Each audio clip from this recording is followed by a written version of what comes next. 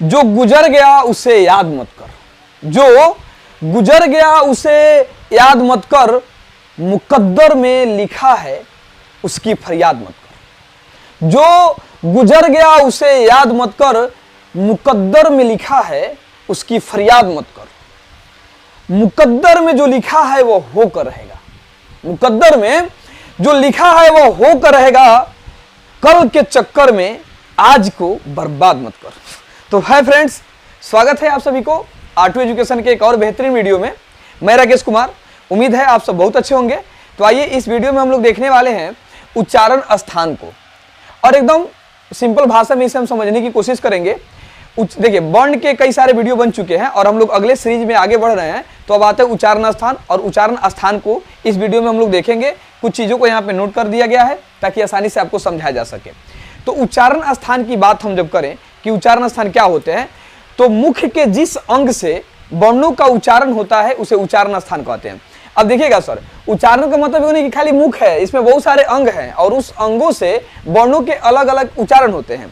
कई सारे वर्ण प्रकार देख लीजिए, स्वर वर्ण, व्यंजन वर्ण, बहुत सारे वर्ण हो गए। लेकिन उच्चारण की दृष्टि से अगर हम बात करें तो उच्चारण की दृष्टि से जो वर्णों की प्रकार होती है वो 9 होती है। देखिए 9 को यहाँ पे नोट किया गया, हम आगे आपको समझा रहे हैं। पहले यहाँ पे देख लीजिए उच्चारण स्थान क्या है। तो उच्चारण स्थान आप समझ गए, मुख के जिस अंग से वर्णों का उच्चारण होता है उसे उच्चारण स्थान कहते हैं। यानी मुख में कई सारे अंग है और उस अंगों से अलग अलग वर्णों का उच्चारण होता है। अब देखिएगा, उच्चारण के दृष्टि से वर्ण कुल 9 प्रकार के होते हैं। पहले देखिएगा कंठय वर्ण। तो कंठय वर्ण में इसके नाम से ही परिभाषा आपको मिल जाएगा। अब क्या है कंठय वर्ण, तो कंठय वर्ण मतलब कंठ से उच्चारण होता है, तो कंठय वर्ण है। तो जिस वर्ण का उच्चारण कंठ से होता है उसे कंठय वर्ण कहते हैं। अब समझ पा रहे इसे। तालव्य वर्ण, तो तालव्य वर्ण करने से आपके दिमाग में आ गया होगा कि जिस वर्णों का उच्चारण तालु से होता है उसे तालव्य वर्ण कहते हैं। अब करें मूर्धन्य वर्ण। मूर्धन्य वर्ण का मतलब मूर्धा, मूर्धा, मूर्धा मतलब मुंह होता है, मूर्धा। जिस वर्ण का उच्चारण मूर्धा से होता है उसे मूर्धन्य वर्ण कहते हैं। 4 नंबर में आपके दंतय वर्ण। दंतय वर्ण मतलब जिन वर्णों का उच्चारण दांत से होता है उसे दंतय वर्ण कहते हैं। उसके बाद आपके ओष्ठ्य वर्ण। ओष्ठ्य वर्ण का उच्चारण ओष्ठ से होता है। अब यह करें दंत ओष्ठ्य। अब देखिएगा 2 अंग मिलकर किसी वर्णों का उच्चारण करते हैं, दंत ओष्ठ्य। तो दांत और ओंठ से जिस वर्णों का उच्चारण होता है उसे हम कहेंगे दंत ओष्ठ्य वर्ण। यहाँ करें कंठ तालव्य वर्ण, तो कंठ और तालु से इसका उच्चारण होगा। ठीक उसी तरह कंठोष्ठ्य वर्ण, तो कंठ और ओंठ से होगा। और एक करें नासिका वर्ण। नासिका वर्ण मतलब नासिका से, नाक से, नासिक के वर्ण का उच्चारण नासिका से होता है। अब इसे हम थोड़ा समझने की कोशिश करते हैं कि क्या चीजें है। ये तो मोटा मोटी सिंपल, इसको समझ गए आप। यहाँ से परिभाषा आपको याद हो चाहे ना हो, हमको मेन चीज जो टारगेट है, मेन चीज पे फोकस करने वाली जो चीज है यहाँ पे वह यह है सर कि हमको वर्ण का उच्चारण स्थान पता होना चाहिए कि किस वर्णों का उच्चारण किस अंग से होता है। ठीक है ना। तो सबसे पहले हम ये तो बात समझ जाए कि हमारे मुख में जो उच्चारण अंग है उनकी संख्या कितनी है और वो कौन कौन से हैं। तो देखिएगा यहाँ पे हम लिख दिए हैं उच्चारण अंग। उच्चारण अंग में सबसे पहले कंठ आते हैं, उसके बाद तालु, उसके बाद मृधा, उसके बाद दंत, उसके बाद ओष्ठ और लास्ट में नासिका। तो समझिए मुख्य रूप से हमारे जो उच्चारण अंग हो गए वह 6 हो गए। कंठ देखिएगा सबसे पहले जो नीचे होते हैं वह कंठ होते हैं। कंठ के बाद जब थोड़ी सी ऊपर बढ़ते हैं तो तालु पे पहुंचते हैं। तालु के बाद जब ऊपर पहुंचते हैं तो मृधा पे पहुंचते हैं। मृधा के बाद दंत पे, दंत के बाद ओष्ठ पे और ओष्ठ के बाद नासिका, जो बाहर है नासिका पे होता है। अब आप इसको समझते हैं कि होता क्या है, थोड़ा गौर कीजिएगा। देखिएगा सर, कंठ सबसे पहले कंठ है, नीचे हो गया। तो कंठ जिस वर्ण का उच्चारण कंठ से होता है उसे कंठय वर्ण कहते हैं। अब गौर कीजिएगा यहाँ पे हम एक चीजें लिख दिए, कवर्ग, चवर्ग, टवर्ग, तवर्ग, पवर्ग। कवर्ग कहने का मतलब क से अंग तक, चवर्ग कहने का मतलब च से य तक, टवर्ग कहने का मतलब ट से अण तक, तवर्ग का मतलब त से न, अपर का मतलब प से म। ये बात आप लोग समझते हैं। अब इसको जो लाइन से, जैसे क ख ग से म तक ये लाइन से है, ठीक उसी प्रकार ये भी लाइन से है। और ये चीजें हम याद कर लेते हैं, ये भी चढ़ याद हो जाएगा हमारा। इसलिए इस चीजों को सीक्वेंस मिलाकर लिखा गया है, आप समझ पाएंगे आराम से। देखिएगा सबसे पहले कंठ, तो जिस वर्ण का उच्चारण कंठ से होता है उसे कंठय वर्ण कहते हैं। अब सबसे पहले कंठ है, तो देखिएगा क, ख, ग, घ, अंग। अब सबसे पहले कंठ और सबसे पहले कवर्ग, क स्टार्ट करते हैं, इस तरह से याद रखिएगा। कवर्ग, तो कवर्ग का उच्चारण कंठ से, कंठ से किसका उच्चारण होगा, कवर्ग का, यानी क से लेकर अंग तक। तो जितने सारे 5 वर्ण हो गए, इन वर्णों का उच्चारण किससे होता है, कंठ से होता है। कंठ के बाद हम पहुंचते हैं तालु पर। कंठ के बाद कहां पहुंचेंगे, तालु पर। तालु, अब तालु किसे कहते हैं इसको थोड़ा समझिएगा। तालु क्या है, अब यह कंडीशन जब हम वर्ड बोलेंगे तो आपको समझ में आ जाएगा। याद रखिए लाइन से, कंठ के बाद तालु पर। अब तालु किसे कहते हैं? तो तालु किसे कहते हैं? हमारा जीभ, ये जो हमारा जीभ बिना मुड़े, जैसे देखिए कंठ हो गया, कंठ के ऊपर पहुंच रहा है, तो किसी वर्ण का जब हम उच्चारण कर रहे हैं, हमारा जीभ बिना मुड़े जाकर ऊपर वाले जो तालु है उसको स्पर्श करता है इस तरह से, तब उसे कहते हैं तालु। जैसे देखिएगा, च बोल कर देखिएगा, च, छ, ज, झ, य। आप पाएंगे कि हमारा जीभ जाकर ऊपर वाली चीज को स्पर्श करके आ रहा है, स्पर्श करके आ रहा है, स्पर्श करके आ रहा है। समझ में आ रहा है? देखिएगा, सबसे पहले कंठ हो गया सर, कंठ के बाद हम पहुंचेंगे तालु पर। तो तालु किसे कहते हैं? तो जब हमारा जीभ बिना मुड़े ऊपर वाले तालु को जाकर स्पर्श करता है तो हमारा तालु होता है।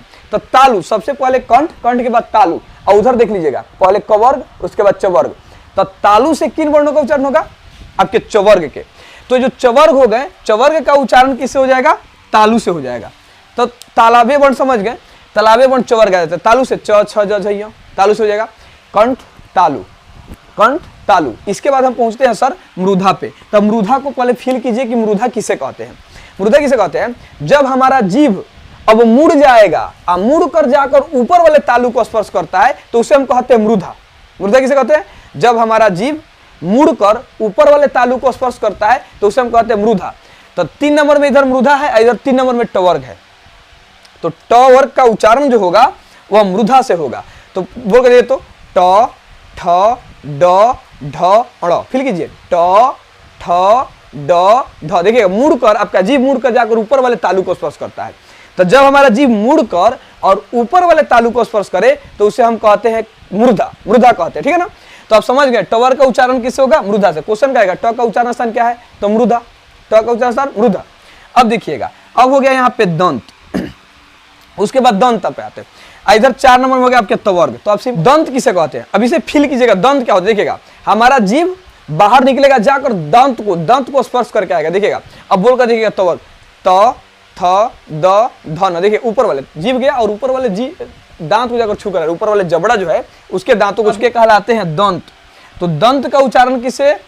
तवर्ग। तो जो तवर्ग हो गए, तवर्ग जो भी सारे वर्ण है 5 को, उनका उच्चारण किससे होगा? दंत से होगा। क्लियर हो रहा है लाइन से? अब देखिएगा, अब आ गया ओष्ठ। ओष्ठ तो समझ ही रहे हैं, दोनों ओष्ठ आपका स्पर्श करना चाहिए। तो जब दोनों ओष्ठ स्पर्श कर रहे हैं और जिस वर्णों के उच्चारण होते हैं वह है आपके पवर्ग। तब बोल कर देखिए तो प, फ, ब, भ, म। देखिए, बिना ओंठ सटाए हुए आप पवर्ग को नहीं बोल सकते हैं।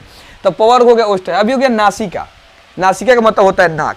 तो देखिएगा, इसका जो अंतिम वाला वर्ण है, इसका अंग, इसका य, इसका अड़, इसका न और इसका म।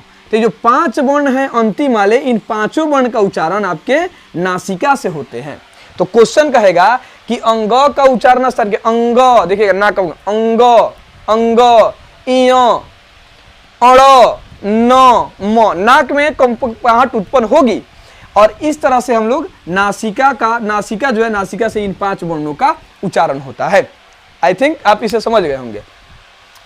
अब आपको यहाँ पे दिक्कत हो, कहिएगा मास्टर तू यहाँ क ख का पूरा बता दिया, ये अरल कहाँ गया, अब फिर अ जो है पूरा ऊ कहाँ गया? उस सब का भी उच्चारण स्थान तो जानना जरूरी है। तो घबराने की कोई जरूरत नहीं है। नेक्स्ट वीडियो में इस सभी का, ये तो छोटा सा समझिए इंट्रोडक्शन हो गया, आपकी बात समझ गए आप, लेकिन आपको लास्ट सेकेंड वीडियो में इसके ब्रह्मास्त्र दिया जाएगा और उस ब्रह्मास्त्र से समझिए, उसको छोड़ देना। ब्रह्मास्त्र का मतलब कहने का यह है कि अगर छोड़ दिए तो काम करके आएगा।